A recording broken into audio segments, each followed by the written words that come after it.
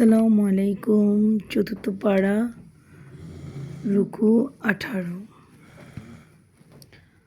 আঘাত পাবার পর যারা আল্লাহ ও রসুলের ডাকে সাড়া দিয়েছে, তাদের মধ্যে যারা সৎ কার্য করে এবং সাবধান হয়ে চলে, তাদের জন্য রয়েছে মহাপুরস্কার। এদের লোকে বলেছিলেন যে তোমাদের বিরুদ্ধে লোক জামায়াত হয়েছে, সুতরাং তোমরা তাদের ভয় করো। কিন্তু এ কথা তাদের বিশ্বাস দৃঢ়তর করেছিল এবং বলেছিল, আল্লাহই আমাদের যথেষ্ট এবং তিনি কত কর্মবিধায়ক। তারপর আল্লাহ অবদান ও অনুগ্রহ সহ এসেছিল, কোনো অনিষ্ট তাদের করেনি এবং আল্লাহ যাতে সন্তুষ্ট তারই অনুসরণ করেছিল, মহা অনুগ্রহশীল।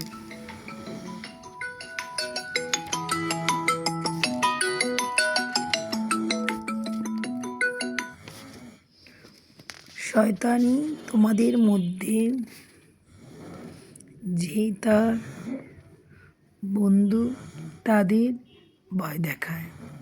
সুতরাং যদি তোমরা বিশ্বাসী হও, তবে তোমরা তাদের ভয় করো না, আমাকেই ভয় করো। আর যারা দ্রুত গতিতে অবিশ্বাস করে, তাদের আচরণ যেন তোমাকে দুঃখ না দেয়। তারা নিশ্চয়ই আল্লাহর কোনো ক্ষতি করতে পারবে না। আল্লাহ পরকাল তাদের কোনো অংশ দেবার ইচ্ছা করেন না।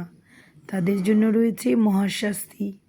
যারা বিশ্বাসের বিনিময়ে অবিশ্বাস ক্রয় করেছে, তারা কখনো আল্লাহর কোনো ক্ষতি করতে পারবে না। তাদের জন্য যন্ত্রণাদায়ক শাস্তি রয়েছে। এবং অবিশ্বাসীগণ যেন কিছুতেই মনে না করে যে আমি তাদের মঙ্গলের জন্য কাল বিলম্বিত করি। আমি কাল বিলম্ব করি যাতে তাদের পাপ বৃদ্ধি পায় এবং তাদের জন্য রয়েছে এই লাঞ্ছনাদায়ক শাস্তি। অসৎকে সৎ থেকে পৃথক না করা পর্যন্ত তোমরা যে অবস্থায় রয়েছ, আল্লাহ সে অবস্থায় বিশ্বাসীগণকে ছেড়ে দিতে পারে না। অদৃশ্য সম্পর্কে তোমাদের অবহিত করা আল্লাহর কাজ নয়, তবে আল্লাহ তার রাসূলের মধ্যে যাকে ইচ্ছা মনোনীত করেন। সুতরাং তোমরা আল্লাহ ও তার রাসূলের বিশ্বাস করো।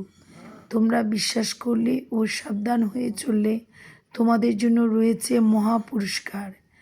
এবং তারা যেন কিছুতেই মনে না করে যে আল্লাহ তাদের যা দিয়েছে তাতে কৃপণতা করলে তাতে কৃপণতা করাতে মঙ্গল আছে, বরং এই কৃপণতা তাদের জন্য অমঙ্গল।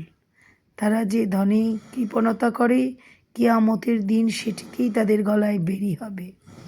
আকাশ পৃথিবীর চরম সত্ত্বাধিকার আল্লাহরই, আর তোমরা যা করো আল্লাহ তা বিশেষভাবে অবহিত।